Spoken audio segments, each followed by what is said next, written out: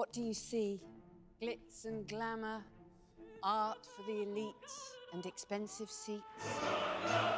What happens here comes from sweat and tears, from talent and ambition, from energy and vision. This is creativity that goes beyond the city. No ostentation. This is art for the nation. This is more than just a stage. This is dramatic prowess. This is backstage finesse, stirring the soul of both young and old. This is community. This ignites passions and provokes debate, sparks imagination and inspires creation. Now look again and tell me, what do you see?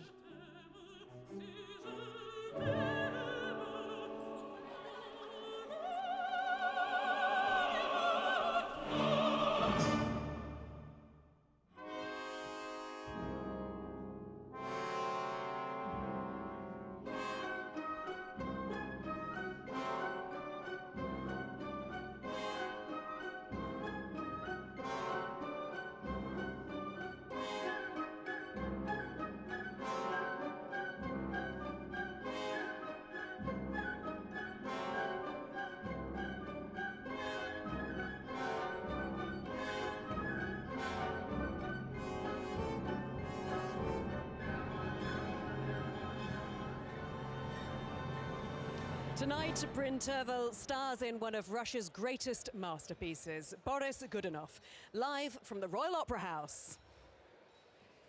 Welcome to Covent Garden in London, where tonight our music director Antonio Pappano leads a star-studded cast in Modest Mussorgsky's epic tale of politics and power, guilt and madness. It'll even make the American primaries look tame.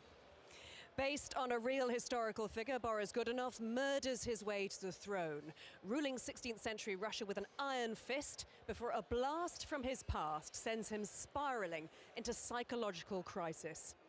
The score rings with the sonorities of the ancient Orthodox East, and the chorus of the Royal Opera House fills the stage as the huge crowds of Boris's subjects. It's a brand new production from the acclaimed director Richard Jones, who sees the work as a drama of conscience rather than a historical document. When it opened a week ago, it was hailed as lean, mean, and caffeinated. Well, wherever you're watching in the world, you can immerse yourself in the world of the opera with the free digital program at the Royal Opera House website. And don't forget to get involved tonight on Twitter, Facebook, and Instagram using the hashtag #ROHBoris. In just a few minutes, we'll have a chance to hear more about the opera and the great role of Boris himself from Antonio Pappano and Bryn Tervel. But first, let's have a look at what's coming up live in cinemas from the Royal Opera House.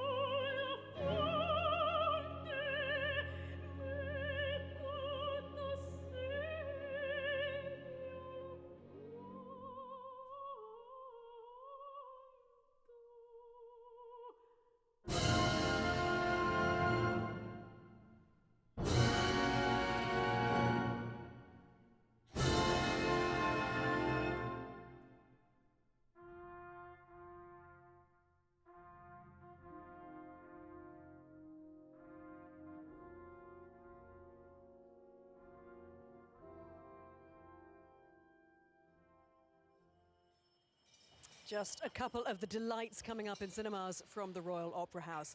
And that brand new production of Lucia di Lammermoor will be on the silver screen in just a few weeks. And to tell us more about it, I'm delighted to be joined by the star of the show, Lucia herself, Diana Damrau. Diana, thanks for talking to us. Now, you've played this role before, but it's a new production. Tell us about the challenges in store for you. Oh, the challenges of this production are somehow new. It feels like actually producing a film instead of an opera. That means really work in detail. We have a split stage, and Lucia is barely leaving the stage. So I have a lot to do acting-wise and singing-wise anyway, as we know. But the role anyway is psychologically and physically demanding, isn't it? No, absolutely. It's bel canto at its best, as we say. Also, it's a mad scene. It's a tragedy, and it's very dramatic. So a lot is happening, and I'm not getting bored. And you neither, I think. I'm sure that's true. Now tell me a little bit about Katie Mitchell's production, because I know she's wanted to make it a little bit more interesting for the female roles. Yes, we're on the same line, Katie and I. I always saw Lucia as a very strong character. She's as strong as her brother. She doesn't give up next to him when he wants to force her to marry somebody else. And also, she kills somebody. It's not a mad scene like in most of the other bel canto mad scene operas, where the little girl, when she doesn't get what she wants, she just goes on standby, emotional and standby anyway. It is a little bit wait, Lucia is something else. It's also it could be staged pathological. It's a real mad scene. So yeah, that's wonderful. And in Katie Mitchell's production, she's a grown-up woman already, who was never forced to get married. She just, it happened that she didn't fall in love with somebody, and that happened quite late in a very, very difficult moment. And yes, I read that Katie Mitchell was very keen that Lucia was this intelligent, strong woman in her early middle age, if you like. She wasn't a young girl. Yeah. And that gives more to the drama, to the acting. Also, we've explored more in the scenes with Edgardo. Usually, you only have the duet, and you don't really feel the great love they have for each other. And I think that the plot is really well set for a few more insights. Well, I know that we can't wait to see your interpretation in this new production, a mad scene. We've got a big mad scene tonight, of course, in Boris Godunov as well. Yeah. So we're going to prepare ourselves for this production and for yours. Diana Damrau, thank you so much. Thank you very for much. talking to us this evening. See you in April. Yeah. Well, Katie Mitchell's new production of Donizetti's Lucia di Lammermoor, starring Diana Damrau, will be live to cinemas on the 25th of April. But back to tonight, where the great Welsh bass baritone Bryn Terfel leads our cast as Boris Godunov. Mussorgsky's opera was written in 1869, and he based his libretto on a play by Alexander Pushkin. The work went through several revisions, both by Mussorgsky and later by Rimsky-Korsakov. Scenes were added, characters created, orchestrations were radically changed. Tonight, Richard Jones presents the original version as Mussorgsky first intended, concise, in 7 scenes without a break, lasting about 2 hours. The opera is set in the 16th century, and there's a bit of scene setting needed before curtain up.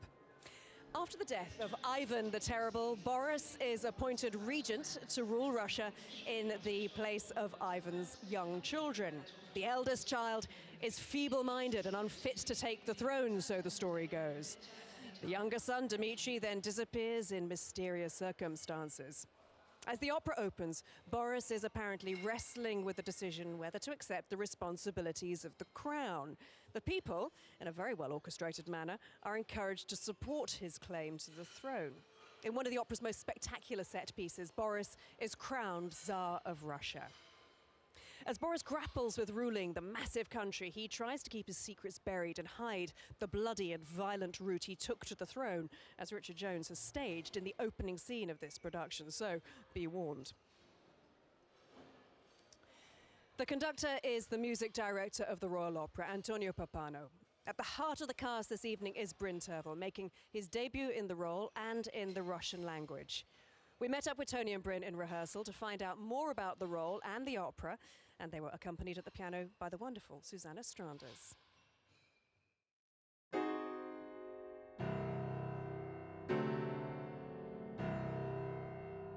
Two notes into this opera, and you know, first of all, you're in a Russian opera, and you're in something that is magnificent and human.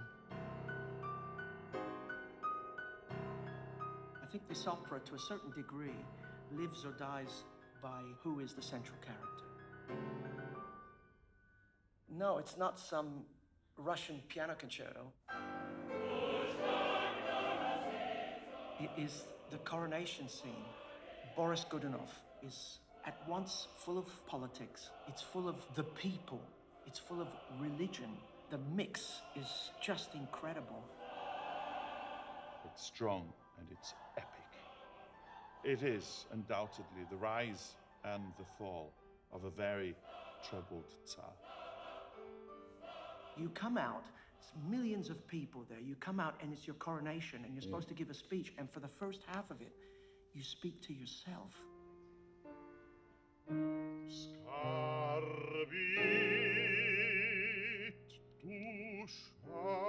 that chord,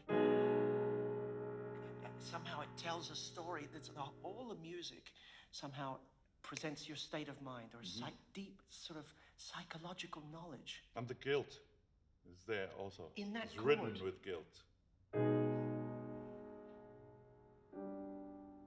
So already you have a journey through this piece from the rise and the fall of Boris. But I think with those chords, it's already in the fall, isn't it? The story is about you, Boris Godunov, somebody who is a Tsar, who has become the Tsar, and the guilt that assuages you because you've organized an assassination of your 7-year-old predecessor.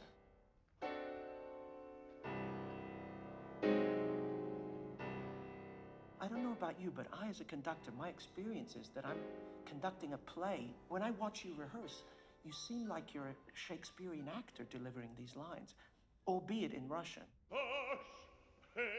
They're very difficult. That's the first hurdle, I think. Is it? But I haven't sung in Russian before, only one aria before.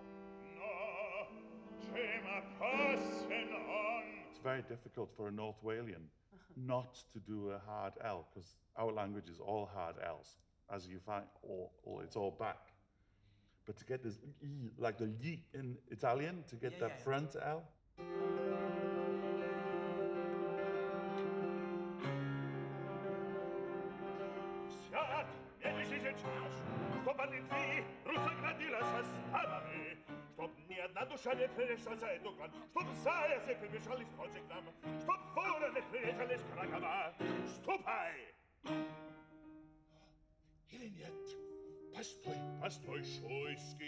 So you see already, there's a craziness in the go, leave, come back. How did you learn that? That is months of work, yeah?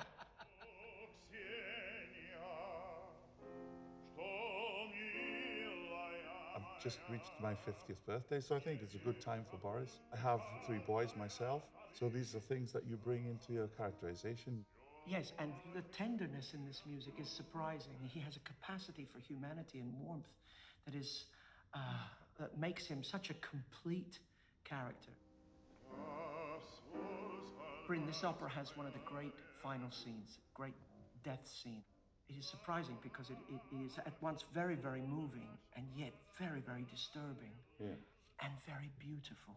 And I think it defines the complexity of this role.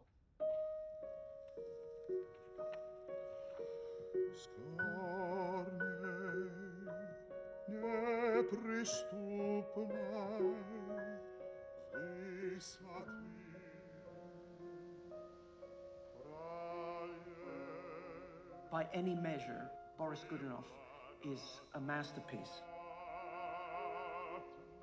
I think we're blessed to have you singing the role, and that you've entrusted us with your role debut in such a sort of a titanic undertaking.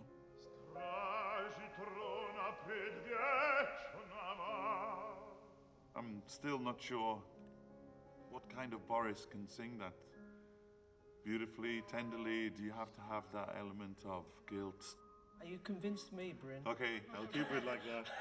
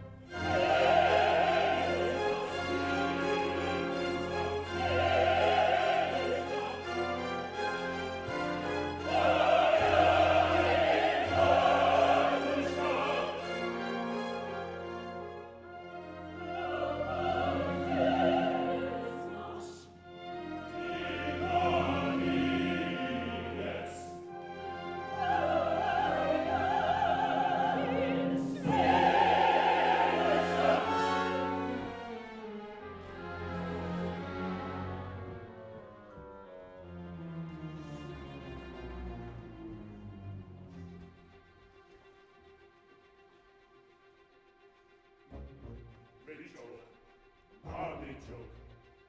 Чего орём? У нас, о чем я знаю. Саяна, Русика, Цимбастарис. Ой, Лежанька, совсем окрепла. Голубка, соседушка. Не прямо сладицы. Речь моя не какая. Голубка, шишница, мови припасала. Ну и бабы не кутворец. А ты ж сказал, ваши Ишни,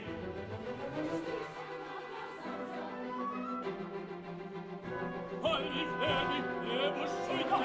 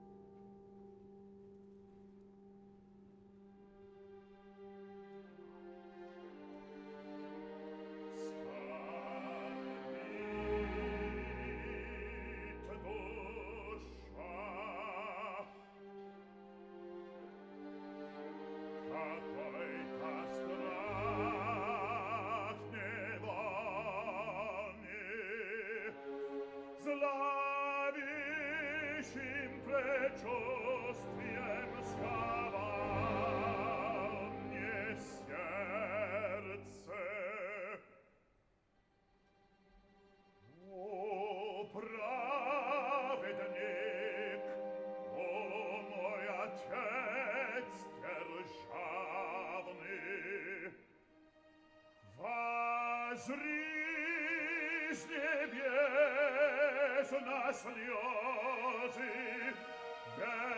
верных слуг. И не спошли ты мне священное на власть благословение.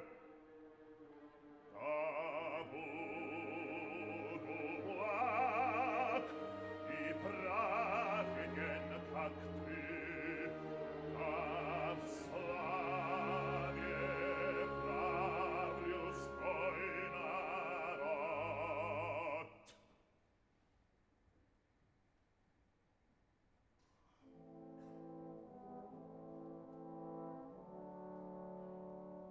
Теперь поклонимся почившим властителям Руси. Отомстевать народ кафир. Всех отпаяр, конечно, слепца. Всем вольне в хат. Всем постепаракие.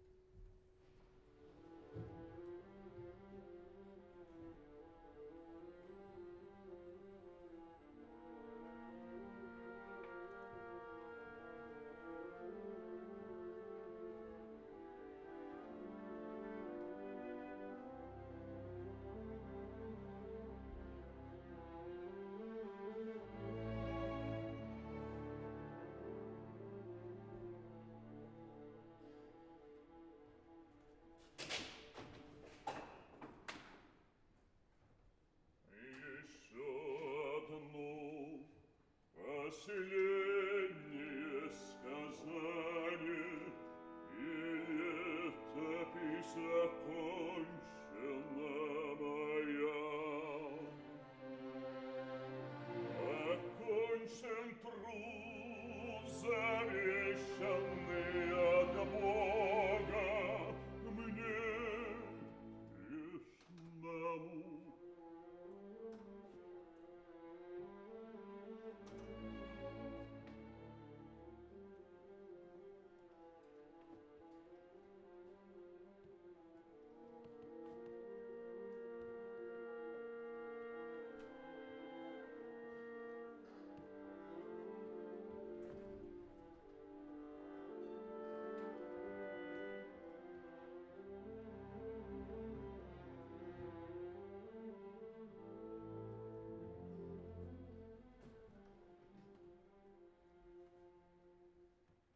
Недаром многих лет свидетелем Господь меня поставил.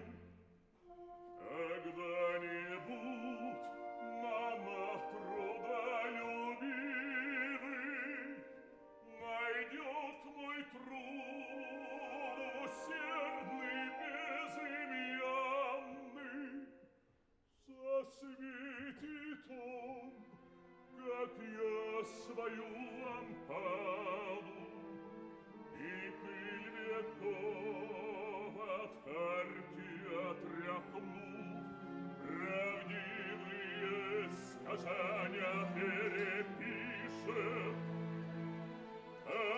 Обедают потомки православных земли родной, минувшую судьбу.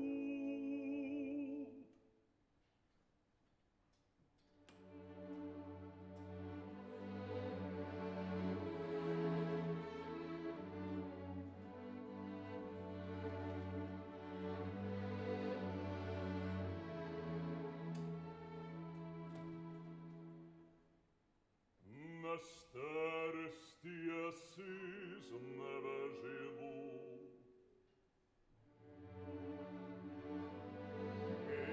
Минувшее проходит предо мною, волнуяся, как море океан.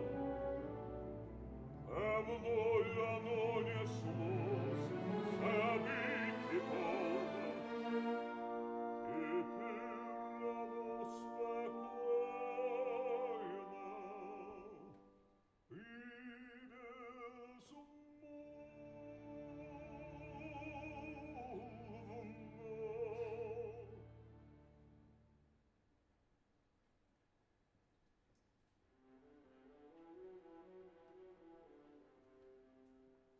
Однако близок день,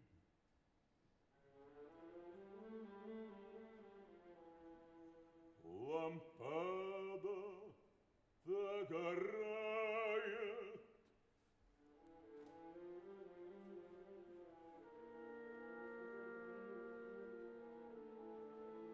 Еще одно последнее сказание.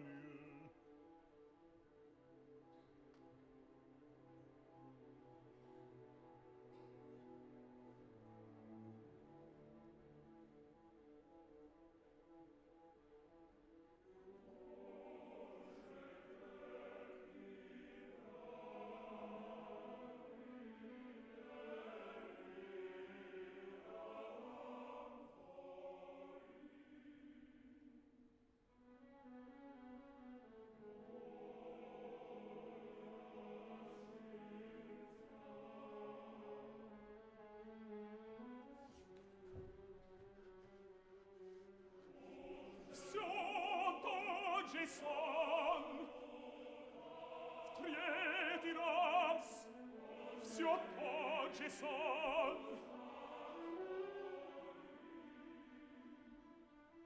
Неотвязный, проклятый сон.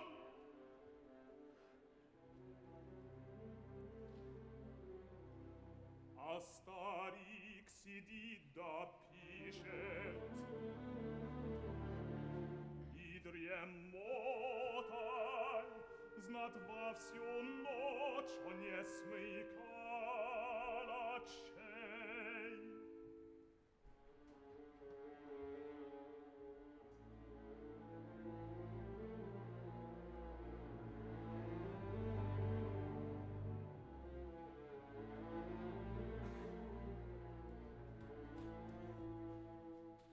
Как я люблю его смиренный вид, когда душой в минувшем погруженный, спокойный, величавый, он летопись свою проснулся, брат. Благослови меня, честной Отец.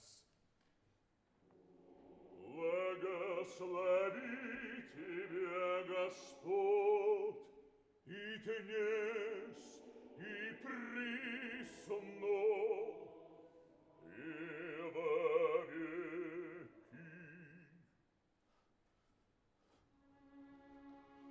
Ты все писал, и сном не позабылся, а мой покой бесовское мечтание тревожило, и враг меня мутил.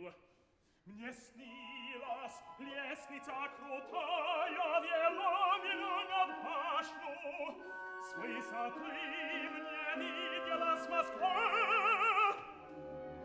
что муравейник, народ внизу на площади кипел, и на меня указывался смехом.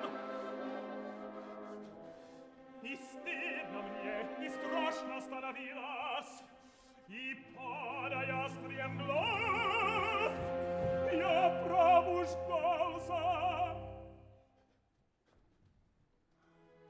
Молодая кровь играет,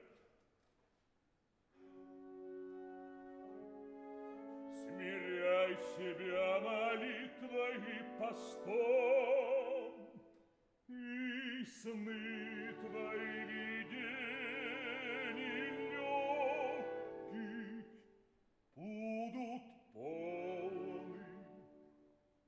А ныне, если я невольною дремотой обессилен, не затворю молитвы долгой к ночи, мой старый сон не тих, и не бескрешен мне чудятся буйные миры. О, собаки боевые,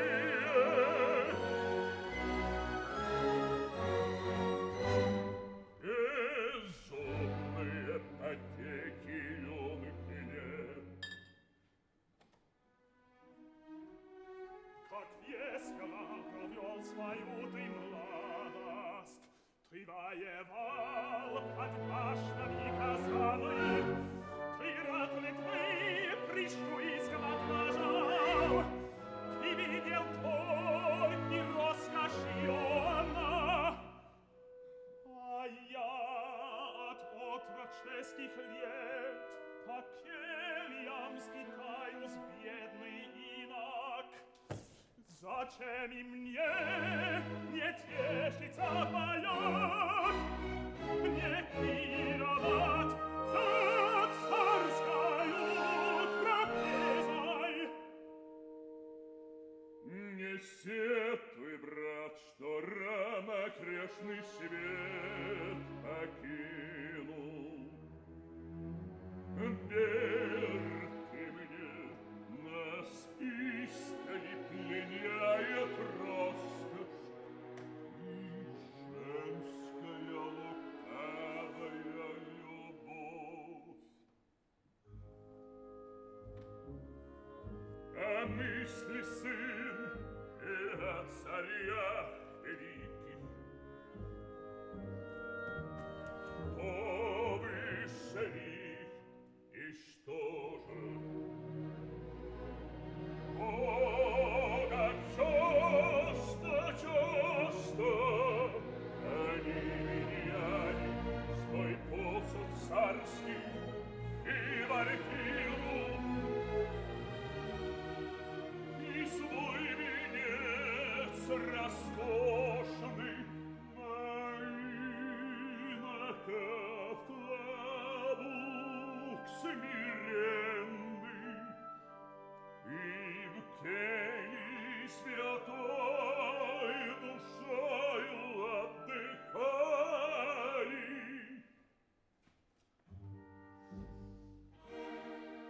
Здесь, в этой самой келье, в ней жил тогда Кирилл многострадальный, муж праведный. Здесь видел я царя, задумчив, тих, сидел пред нами грозный, и тихо речь из уст его лилась, а в очах его суровых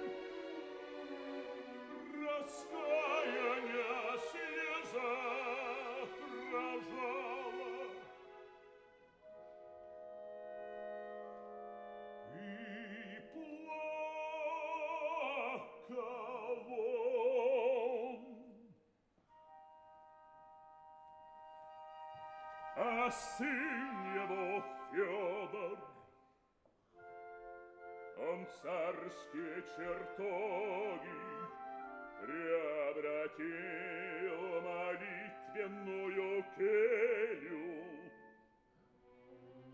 Бог возлюбил смирение царя, и Русь при нем на славе безмятежной утешилась. А в час его кончины свершилось неслыханное чудо. Палаты исполнились благоухания,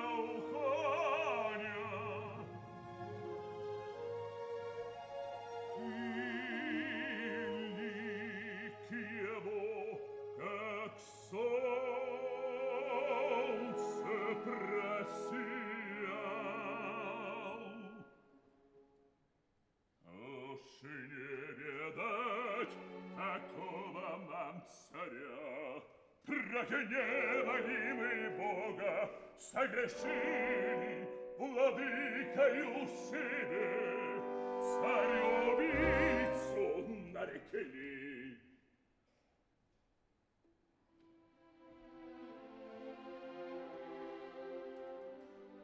Давно, честной отец, хотелось мне тебя спросить о смерти Дмитрия Царевича. Ты, говорят, в то время был в Угличе. О, помню, привел меня Господь увидеть злое дело, кровавый грех. Тогда я в Углич на некое был услан послушание.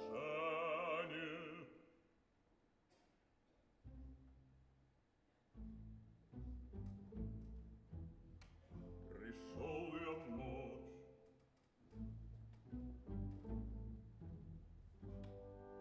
на утро, час обедний, вдруг слышу звон, ударили на лба, крик, шум, бегут во двор царицы. Я туда ж, гляжу,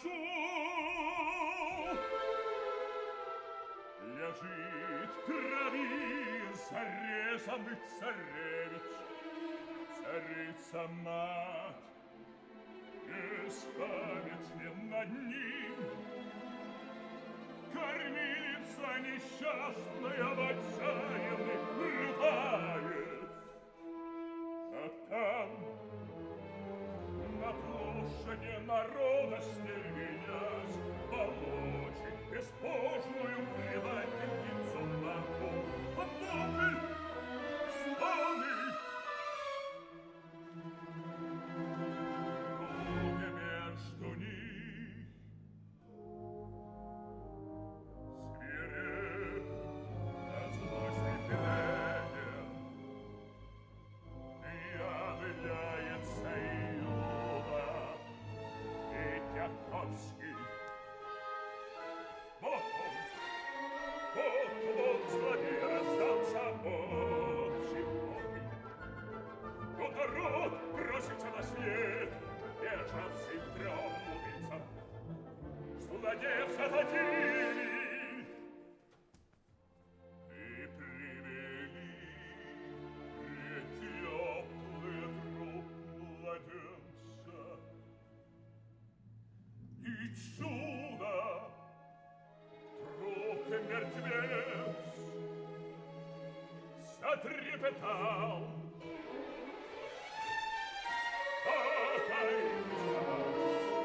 Народы загремел, и в ужасе до топора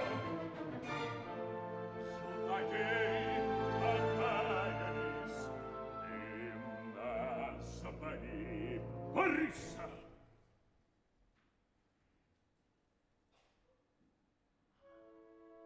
Как их билет царевич убиенный,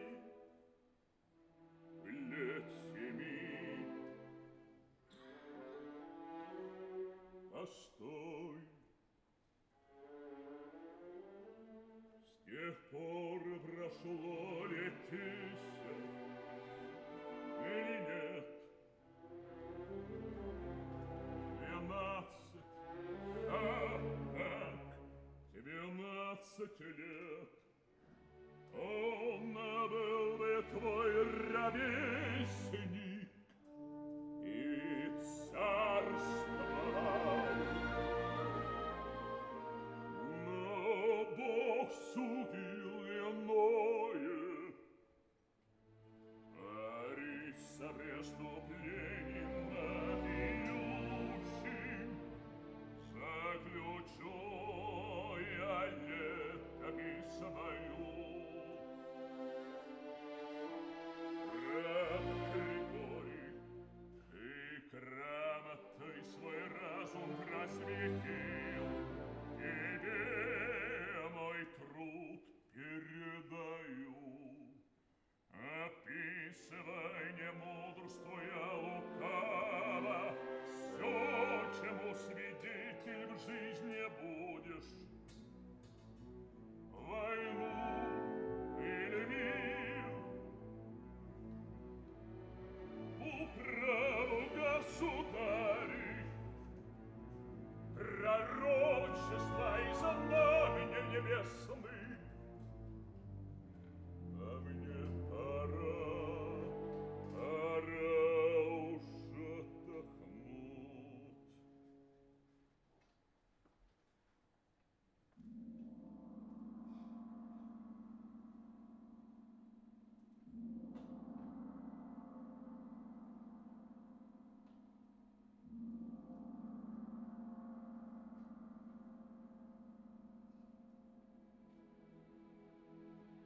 Звонят к заутренне.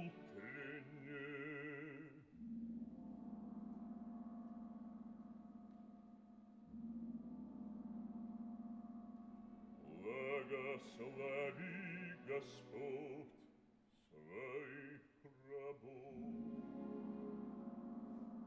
Подай костыль, Григорий.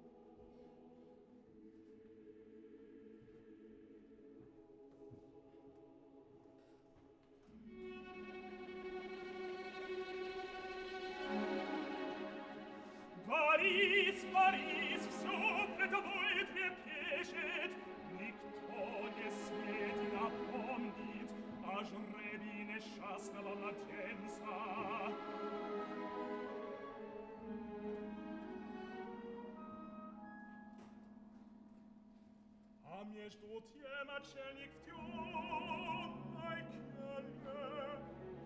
Здесь на тебя донос ужасный пишет, и не уйдешь ты отсюда людского, как не уйдешь от Божьего суда.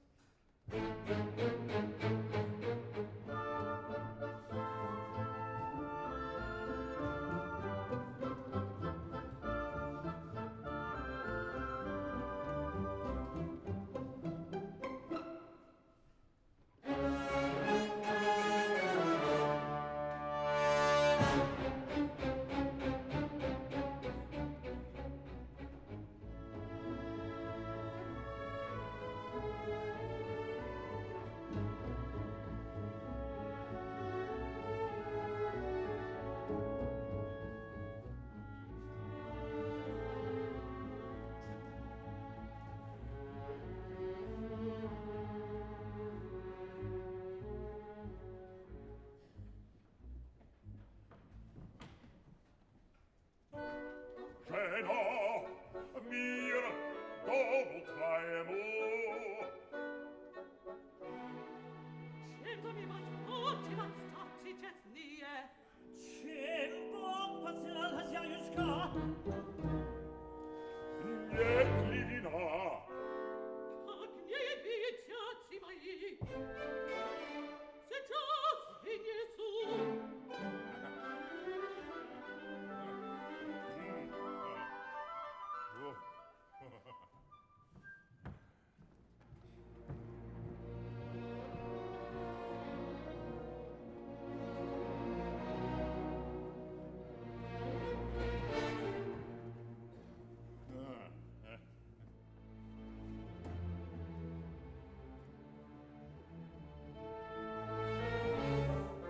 Что ж ты пригорюнился, товарищ? Вот и граница литовская, до которой тебе так хотелось добраться. Пока не буду в Литве, не могу быть спокоен. На что тебе Литва так слюбилась? Вот мы, отец Мисаил, нас много грешны, как утекли из монастыря, так и вовсе не негуем. Литва ли Руси, что гудок, что гусли, все нам равно, это вино. Да вот и оно. Вот вам, отцы мои, пейте на здоровье. Спасибо, хозяюшка, Бог тебя благословит.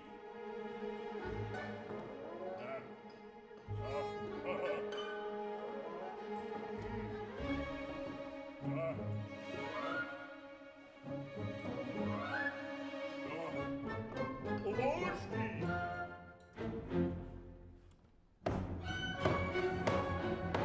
Как горе не было в оказании. Грозный царь миловольно веселился.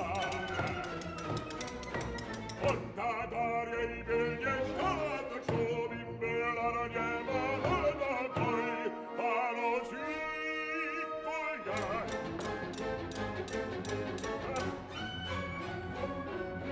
Царь подходит, погодил, показал городок. Он подходит, показал реку. Когда дары дома города показывают, на заря и города наглядывают, цветат воробьи. Грозный царь закрутился, он повесил головушку на правое плечо.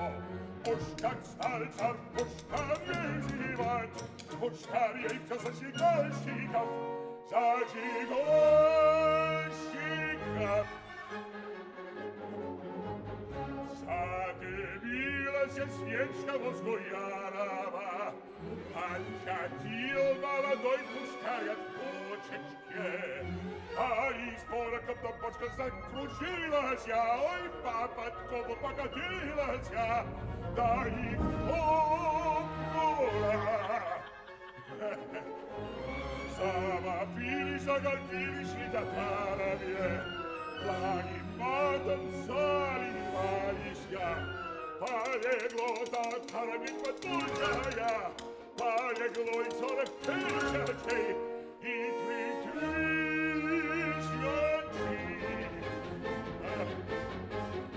Как по городе было показаний.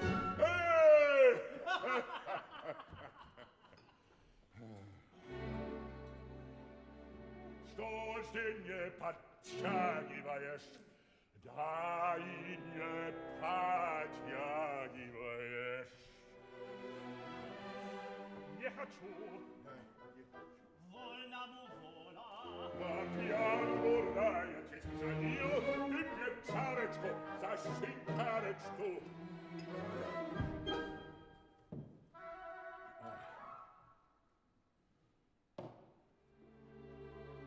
Однако, брат,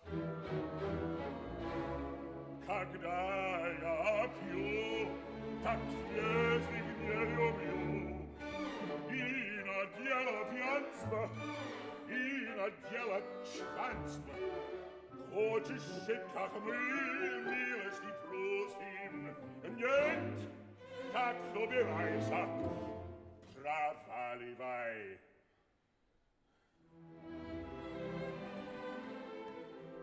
Эй, да про себя разумей, отец Вран.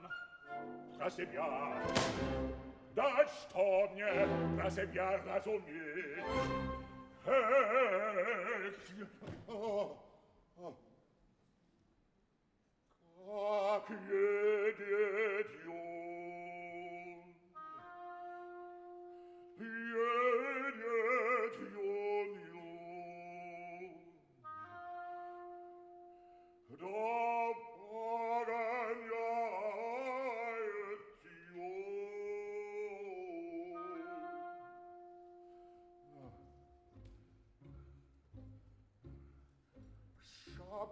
Шапканаю. Хозяйка, куда ведет эта дорога?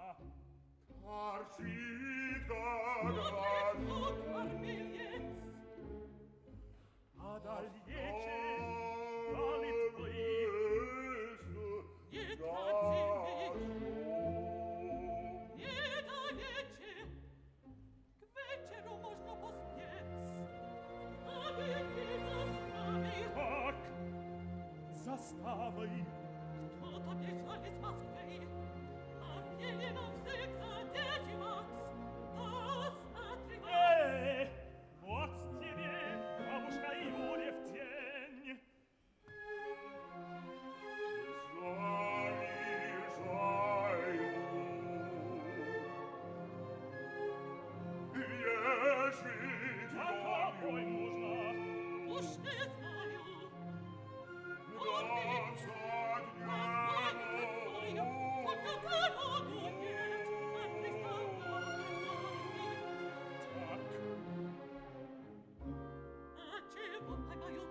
Ничего, не сами сама. Вот и ночи, что самовая. Вот, хоть отсюда. С палати налево. А по тропинке видите, как скачут зомби, что на лучу, оттуда нахлопина, на затева, а тут уж всякий мальчишка, но не видимо поводит. А титик приставов, только и только, что те снять проказик, добирают нас бедных. приехал он, да вверх. Да что есть мочи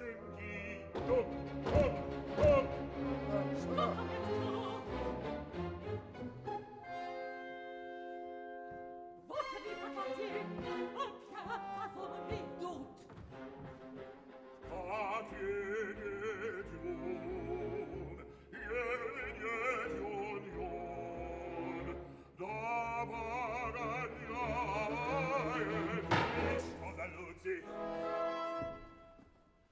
Stanzi smirene, in agites mie, con impace ieni, amsamilare mirstin combattetto da voi. Das Tavares.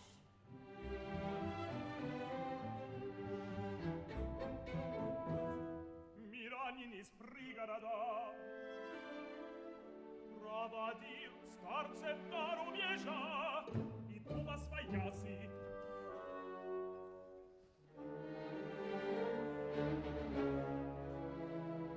Ariente кажется то,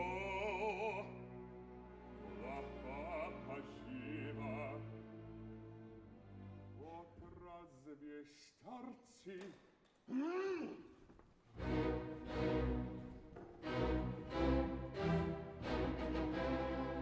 Люачи мои, каково промышляете?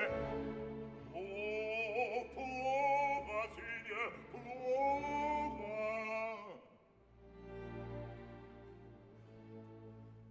Христиане скопы стали, деньгу любят, деньгу прячут, мало Богу дают. Виден грех в вере, да я сердце земли.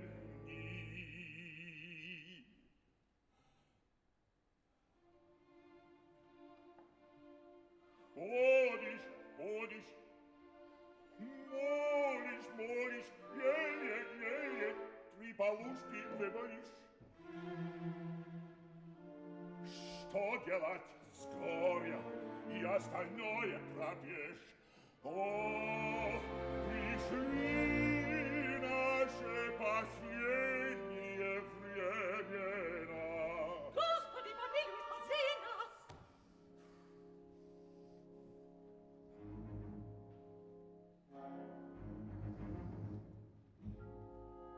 Что ты на меня так пристально смотришь, обочен?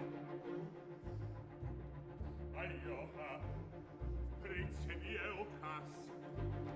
Давай сюда. Видишь, из Москвы бежал некий Гришка Ратрепев. Знаешь ли ты это? Не знаю, но и царь Венерево еретика изловить и повесить. Слыхали ты это? Не слыхал. Читать умеешь? Нет, сыне, не умудрил Господь. Так вот себе указ. На что мне этот еретик разбудит мой Гришка? Ты! Фона, что ты, Господь, с тобой? Господи, что ты такое оставят? Эй, кто здесь грамотный?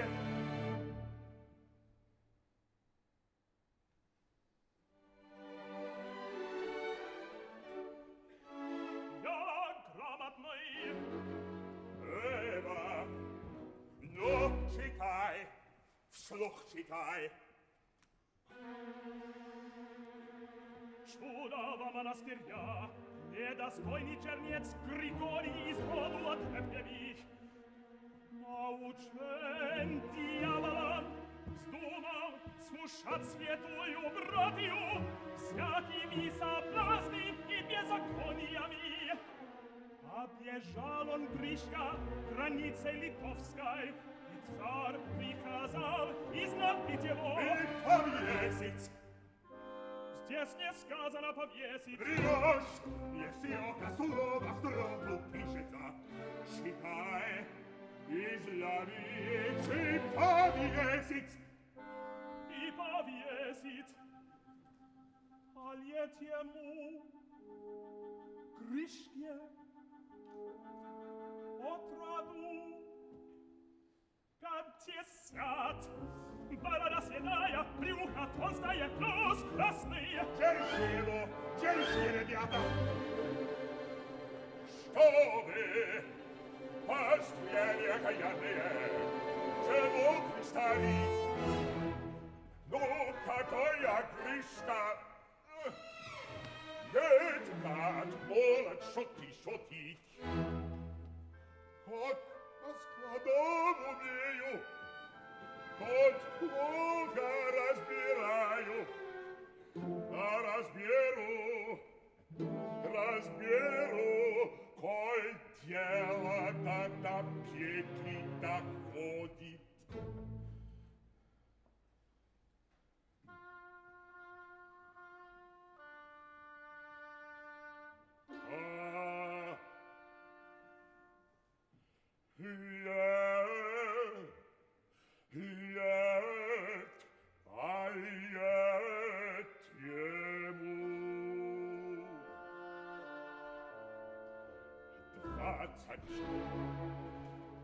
Где ж тут 50? Видишь? А росту он среднего воросе, рыжие на носу борода на лбу, другая одна рука, губок поручей другой. Да, это уж нет. Держи его! Держи!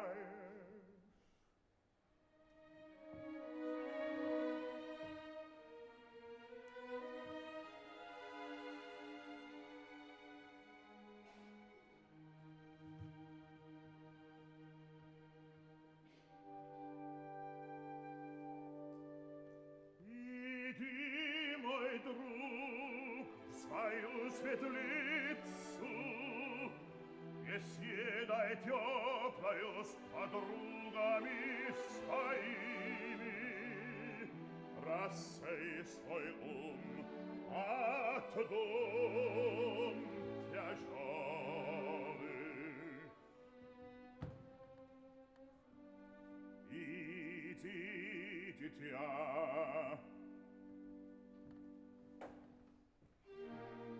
а ты, мой сын, чем занят? Это что? Чтёшь земли московской, наше царство изгнав край.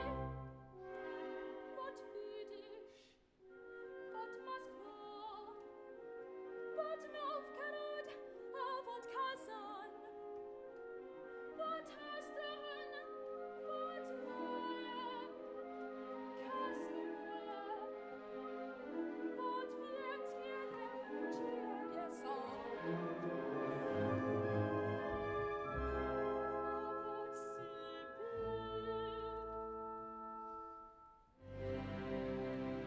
Как хорошо, мой сын, как с облаков перед соном ты можешь обозреть все царство, границы, реки, грады.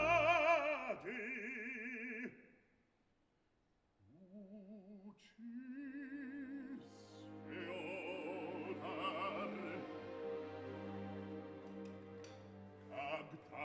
когда-нибудь и скоро, может быть, тебе все это царство достанется.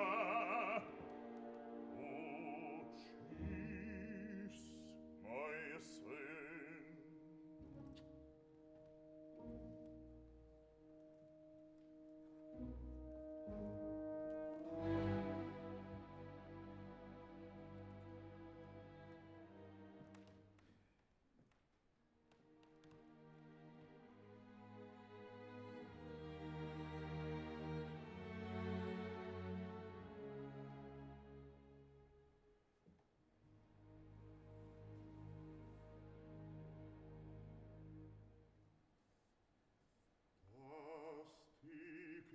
Высшей власти, шествую ж год, я царствую спокойно, но счастья нет моей измученной душе. Напрасно мне кудесники сулят дни долгие, дни власти. Есть мне тежной ни жизнь, ни власть, ни славе обольщения, ни крики толпы меня, не весенят. Мне счастья нет.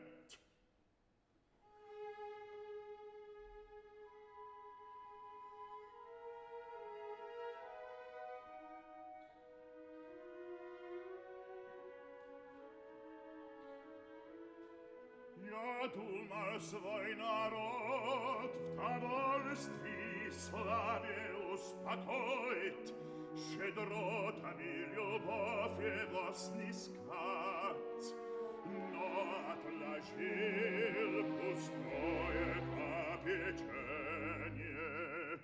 О, сколь бежонными, как-то народник лескил славное тревожит сердце наше. Ох, насела на землю нашу глад, народ забыл в мучениях изнывая. Шафелье открытым щитрицы, я злато рассыпанным, я им сыскал работы, они ж меня, если пояс проклали. Пожарный огнищ он истребил, и ветра снес эта жалкие латошки. Я выстроил им новые жилища, я одежды раздалим. Я пригрел, я приутил их, они ж меня пожаром упрекали. Вот черный суд.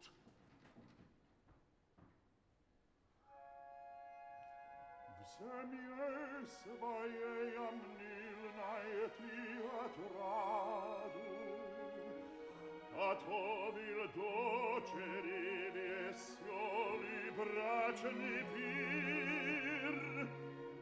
Моей царевне малу и чисто.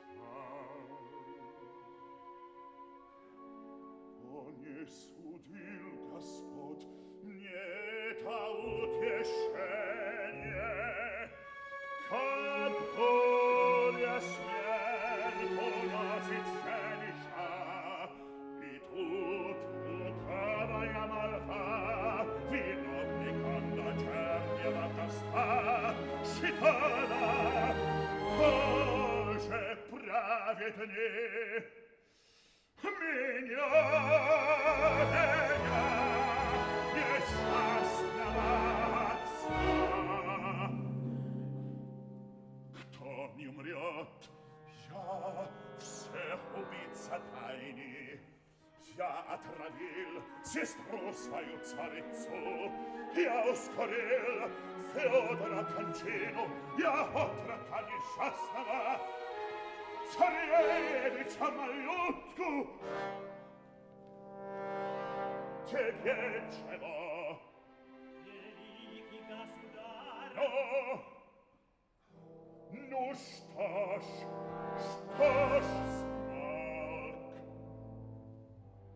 Великий государь, тебе, князь Василий Иванович Шуйский, челом бьет. Шуйский, зови, постой, скажи, что ради видит князя, и ждем, скажи, без гнева его беседы.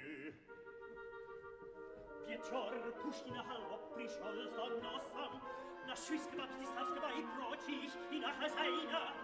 Ночью тайная беседа шла у них, гонец из Кракова приехали принес. Посмотреть! Братья гнева Пушкиных не отвержены. А Шуйскому не должно доверять, уклончивый, но смелый. И лукавый, великий государь, челом бью. Что скажет князь Василий,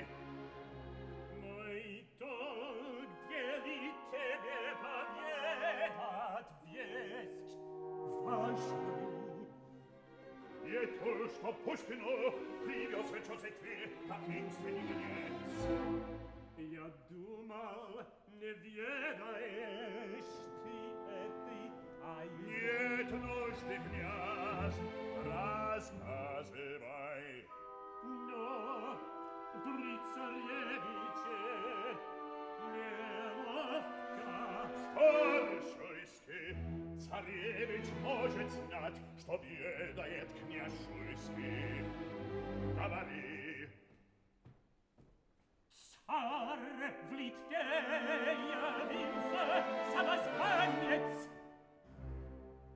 Что? Кто ж этот самозванец? Анри за него. Но чем опасен он? Конечно, царь сильна твоя держава, той милостью родением и щедротой усиновил сердца своих рабов.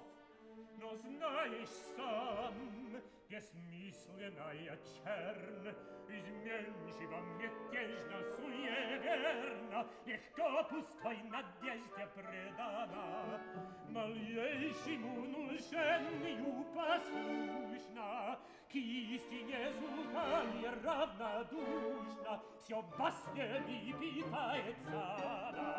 Ей нравится бесстыдная отвага. Так если сей неведомый бродяга литовскую границу перейдет, к нему толпой безумцев привлечет, Дмитрия воскреснувшее имя. Дмитрия, царевич, удались! Не самый сын, пани! Пани!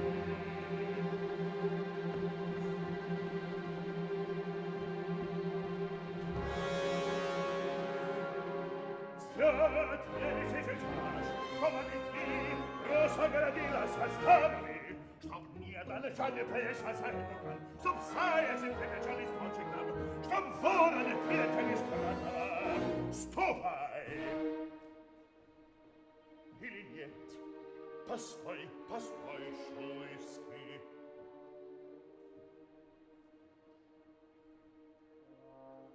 Не правда ли это весть затейлива?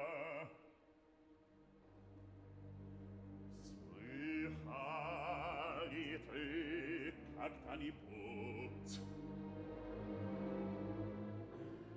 чтоб дети мертвее из гроба выходили? Допрашивать царей законных, назначить избранных стен народна, повенчанных великим патриархом.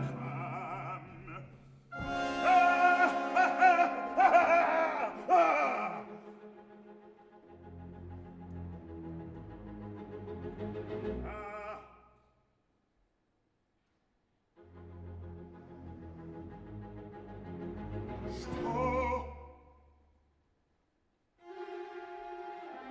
Смешно. Что же не смеешься? Я, государь. Слушай, Шуйский, как отрока сего, как отрок сей лишился как-то жизни, ты послан был наследствие. Теперь тебя крестом и Богом заклинаю, по совести все, правду мне скажи. В убитом узнали ты Дмитрия? Верусь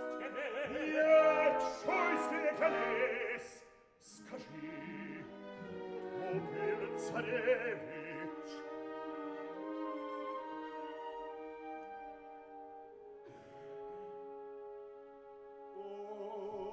Vassili Ivanich, я мило, что мешаю, прошедший опалаю напрасно, не накажу.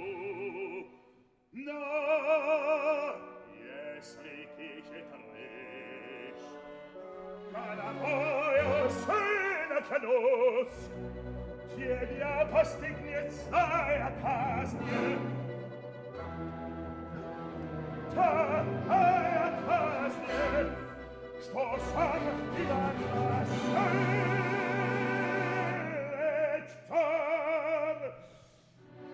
от ужаса содрогнется.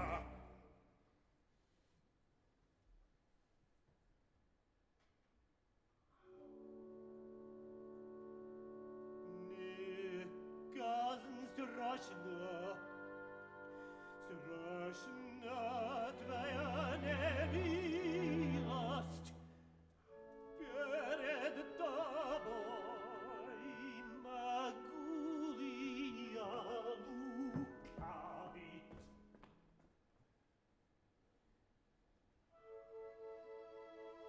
Тридна в угличе в соборе я труп младенца навешал, вокруг него 13 тел лежало, и по ним устиление заметно проступало, но лик царевича был светел, чист и ясен. Глубокая не запекалась язва, чертеж лица совсем не изменились. Казалось, я в своей колыбельке спокойно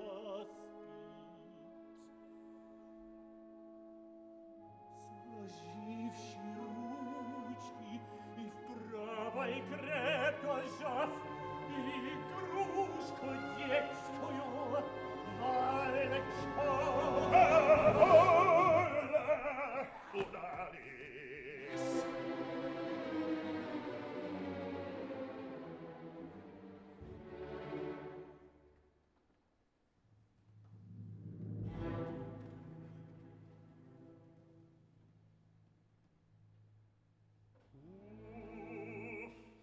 Тяжело, дай дух переведу.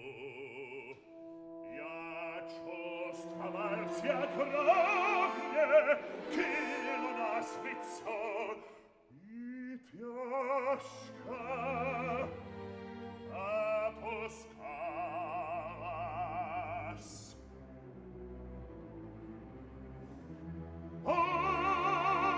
Совесть лютая, как страшно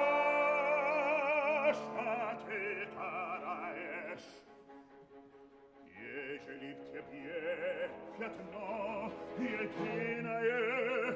единое случайно забьешься, как язвой морвой душа скорит, льется сердце ядом, и тяжко станет, как молотком туда в ушах, укором и проклятым, и тушит что-то, и голова кружится, в глазах петля окровавленная. Вон там, что это? Там в углу. Колесица растет, пятится, дрожит и станет. Чур-чур. Я твой лиходей. Чур-чурника. Я народ caccior di te!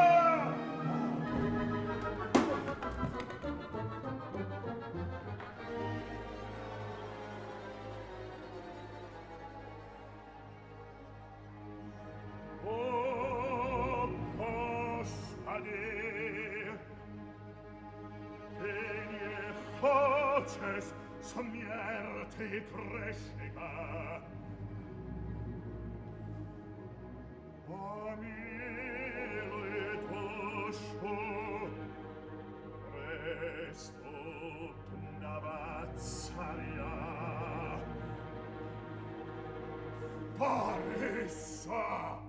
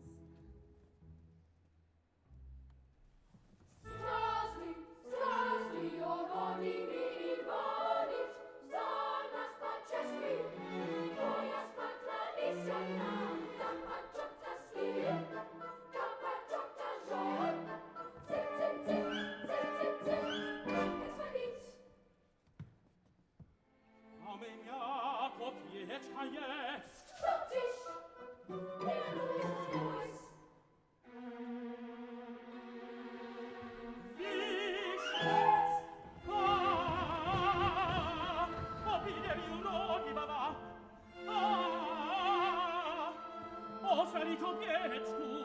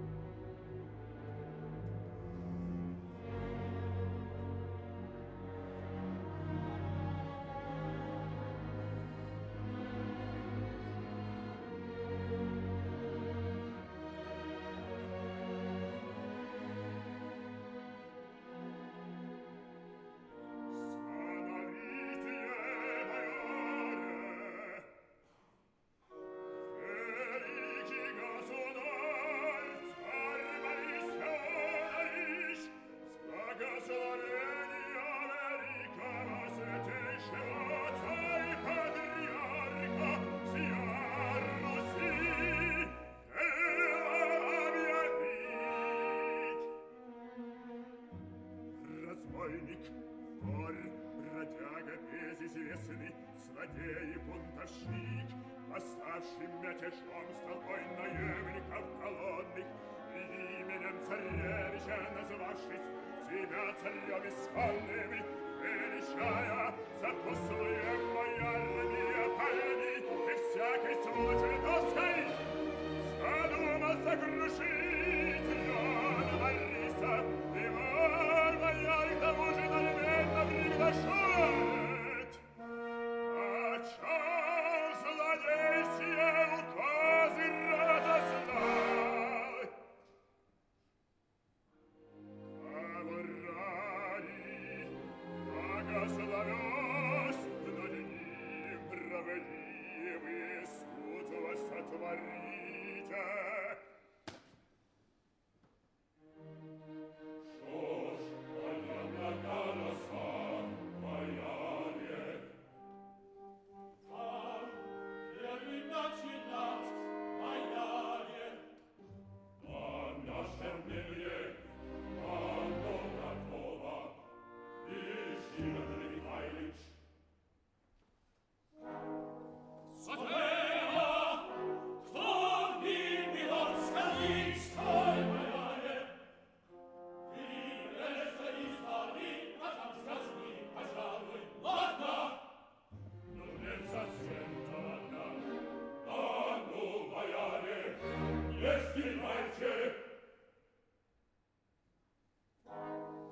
Злодея, кто мне миллион не мать, и приказ на тебе греха.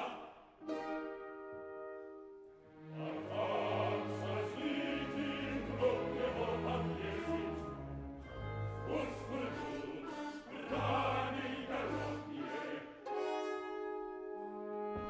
Кровь его боятся шею, на злобном месте, шею народна, и крышки прекрас, добра, барани. И развеят страх проклятий за заставами ковету, что везде ходила веки, а вратами стала станца. И пошла снежной водицы, скажите, что позволено задумать, а что отказила застать нас место, а солод городами по постарам, а всем сечета, завод и ждета, так и скоро.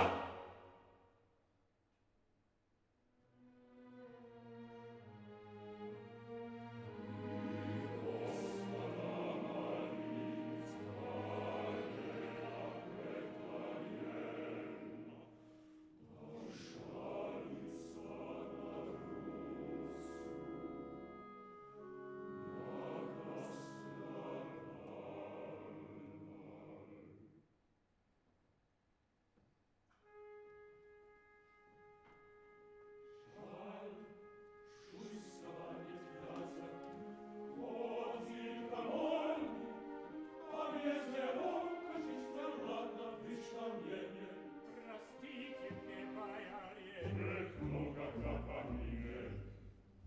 Позапостал маленько, не вовремя пожаловать изволю.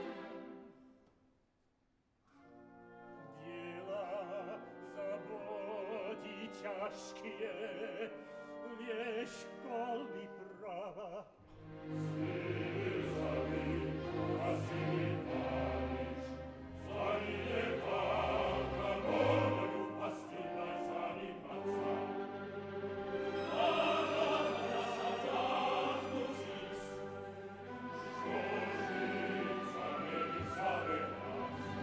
за нас. Что вы, бояре, побойтесь Бога. Могу ли я в дни великой скорби себе нас я кручину Руси целой? Могу ли я крамоле предаваться?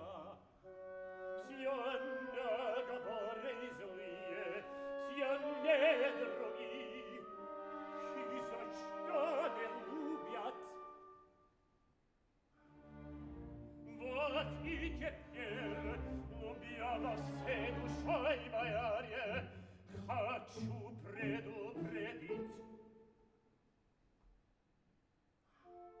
Намедни уходят, государя, скорбя всем сердцем, радея о душе царевой, я в щелочку случайно заглянул. А что видели бояре? Бледный, холодный, подобляясь, дрожа всем телом, несвязно бормоча какие-то слова и чудные, гневно очами сверкая, какой-то мукой тайной терзаясь, страдалец государь томится. Вдруг посинел, глаза уставил в угол, и страшна стена, и ужас! Царевичу погибше зимая, что от него бессильно отгоняя. Чур, чур, дитя! Чур, чур! Чур, шептай! Чур, царь! Чур, дитя! О, Господи, сами красиво! Чур, чур! Кто говорит убийца? Убийцы нет. Жив, жив, малютка.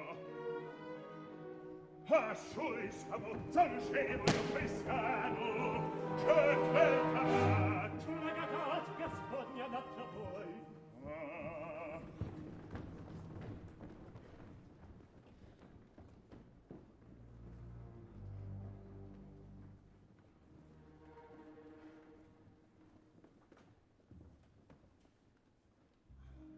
Я созвал вас, бояре, на вашу мудрость полагаюсь. В годину бед и тяжких испытаний вы мне помощники, бояре. Великий государь, дозволь мне неразумному, смиренному рабу слово молвить. Здесь, у красного крыльца, старец смиренный ждется изволения предстать пред очи твои светлые. Уж правды совета, уж жизни безупречной, великое он чудо поведать хочет. Ведь так, зови его. Беседа старца, быть может, успокоит тревогу тайную измученной души.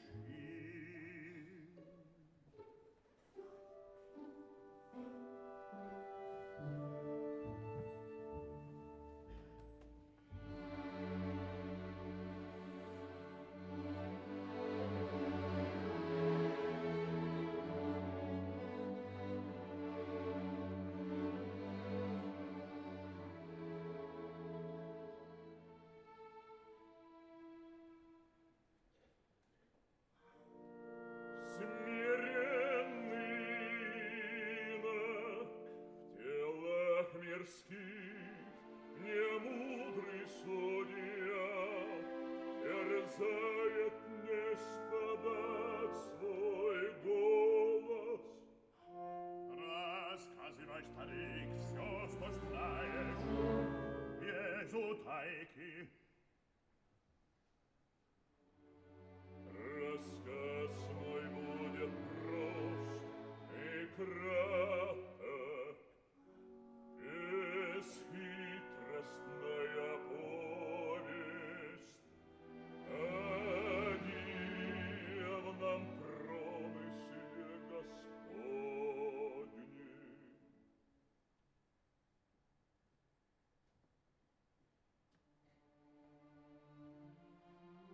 Однажды вечерний час пришел ко мне пастух, уже маститый старец, и тайну мне чудесную поведал.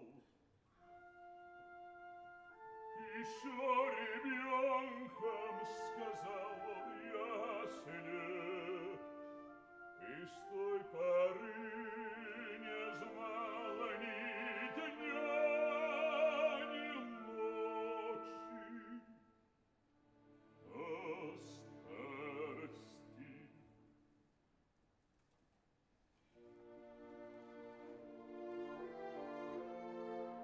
Напрасно я лечился видениями тайным нашептанием. Напрасно я из кладезей святых кропил водой целебной очи. Напрасно. И так я к тебе своей привык, что даже сны мои невидимых вещей уж не являли, а снились только звуки. Раз в глубоком сне вдруг слышу детский голос зовет меня, так внятно зовет. Встань, дедушка, встань, иди ты в угличка, сойди в собор преображения, там помолись ты над моей могилкой. Знай, дедушка, Дмитрия царевич, Господь привел меня в лик ангелов своих, и я теперь в Руси великий чудотворец. Проснулся я, подумал, взял с собою внука и в дальний путь поплелся. И только что склонился над могилкой, так хорошо вдруг стало, и слезы полились, обильно тихо полились, и я увидел и Божий свет, и внука, и моего света.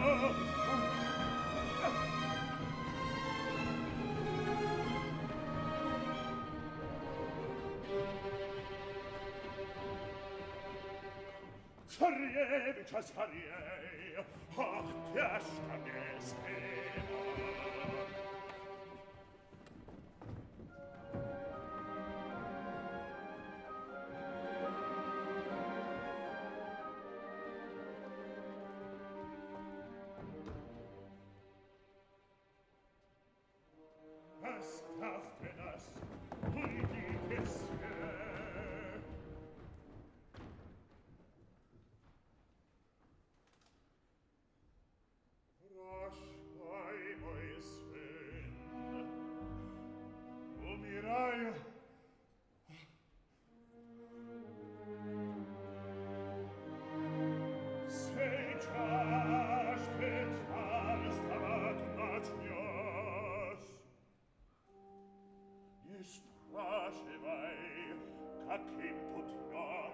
я царство приобрел.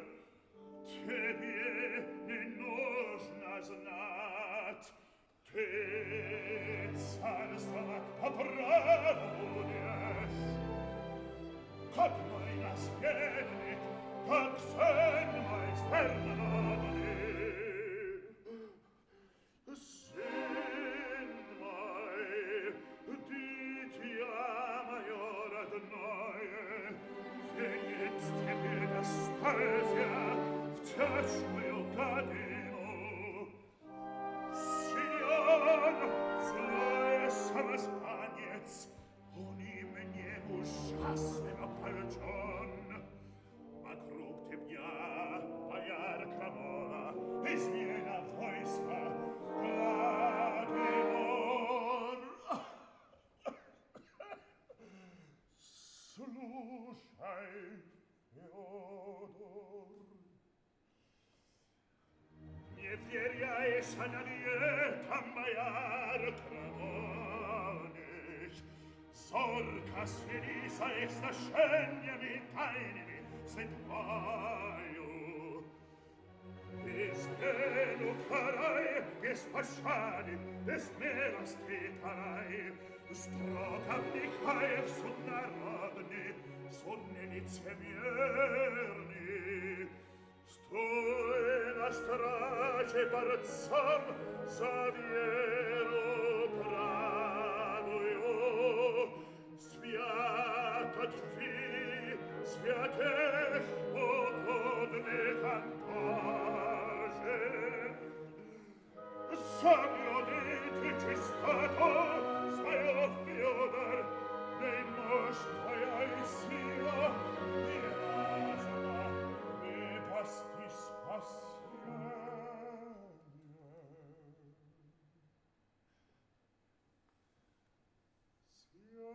Сестру свою, царевну сбереги, мой сын, ты один хранитель остаешься.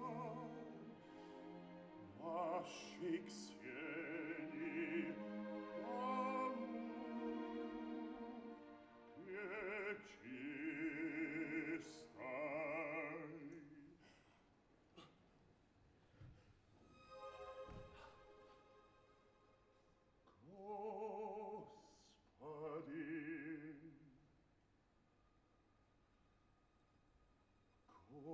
Господи, возри, молю, на слезы грешного отца, не за себя молю, не за себя, мой Боже.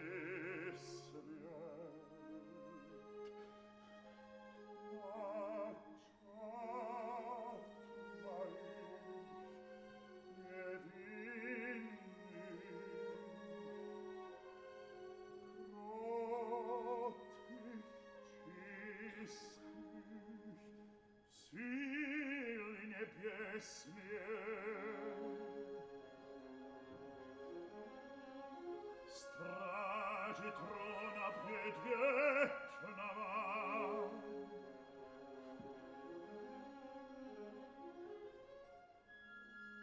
крылами светлыми, я хранитель, мое дитя родное, от петь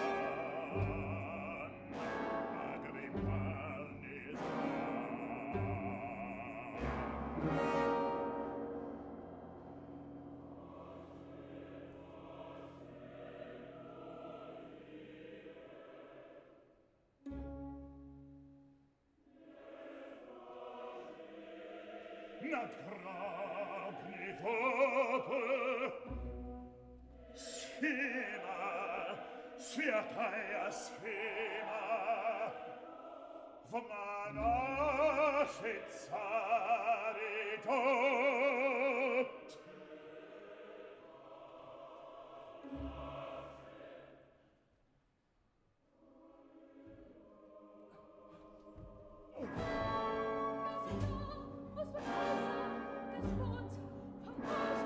Нет, нет, сын мой, час мой пробил.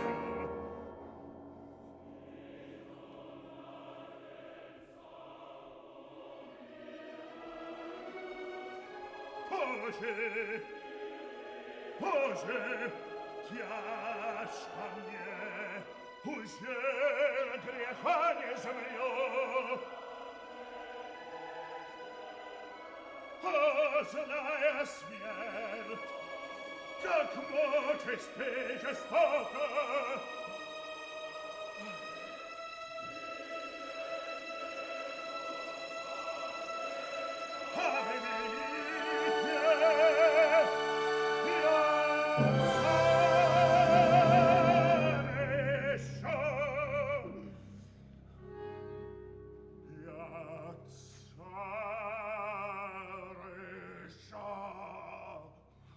Боже, смерть, прости меня! Вот царь ваш! Царь! Простите!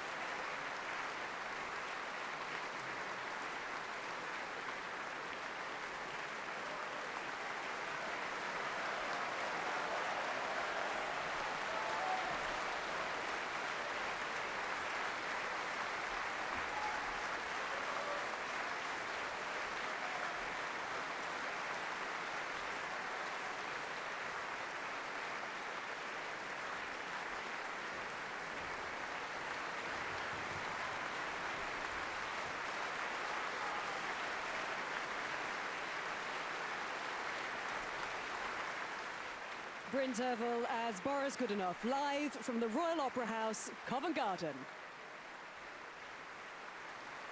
Wherever you're watching, I hope you enjoyed Richard Jones' production of that Mussorgsky masterpiece.